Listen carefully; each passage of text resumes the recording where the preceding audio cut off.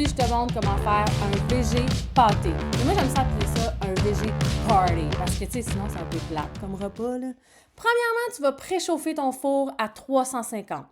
Une fois que ça, c'est fait, on part. Comme la plupart des recettes, tu vas avoir besoin d'un grand bol, mais pour l'instant, on va commencer par les graines de tournesol. Tu vas avoir besoin de 2 tasses que tu vas moudre. C'est correct qu'il y ait encore des petites graines entières. On veut pas nécessairement une farine de graines de tournesol. On veut comme de la texture, tu sais, pour que ton VG party soit encore plus party. Maintenant, on va s'occuper des légumes. Tu vas avoir besoin de 2 patates, une grosse carotte, puis 2 petits oignons. Mais ça pourrait être aussi 4 petites patates, 2 petites carottes, puis un gros oignon. Tu sais, tu y vas à peu près. On va ramper tout ça, on va commencer par les patates, puis on va mettre ça dans le bol avec les graines de tournesol. Magie. Ensuite, on va faire la carotte. Tu peux la couper en 2, là, c'est toujours plus facile, là, sinon tu pourrais te ramper un doigt, là, puis c'est pas ça qu'on veut. Fait que tu râpes ta carotte. Pendant ce temps-là, là, pendant que je râpe mes légumes, là, abonne-toi donc à ma chaîne. T'as fait plein de bonnes recettes. C'est smart, non? Ensuite, on va couper nos oignons, bien simple, en faisant de la magie. Et on va rajouter ça à quoi?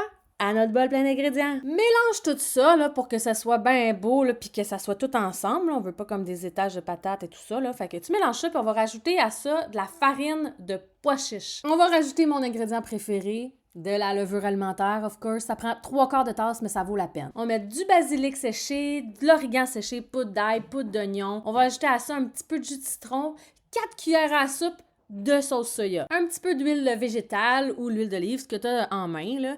Tu mets 4 cuillerées également. Puis on va rajouter à tout ça de l'eau. Tu trouves pas qu'il manquait un peu de liquide là-dedans, là? Parce que si tu mets pas d'eau, ben ça fait genre une méga pâte solide.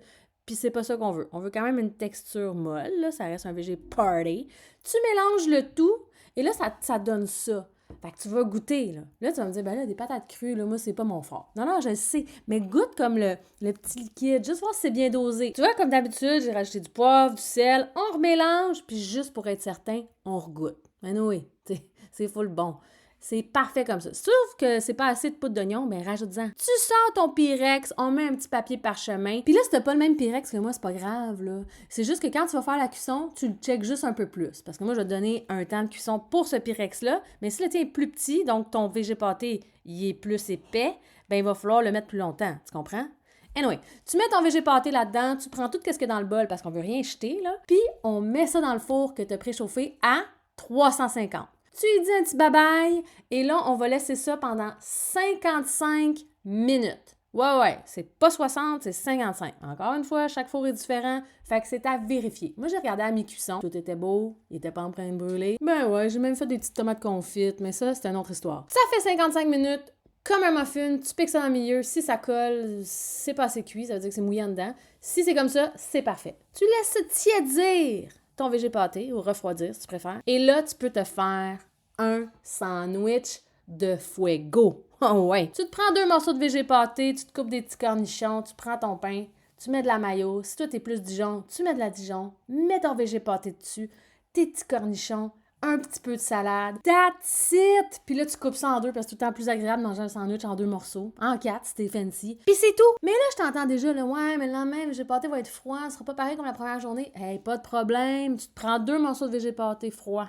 Tu mets ça dans le poêle, fais ça griller, d'un bord, de l'autre bord. Puis tu te fais un sandwich chaud. That's it! Puis ce qui est beau dans ça, là, c'est que t'as des sandwichs pour toute la semaine, pour tous tes lunchs. Hey, bon appétit!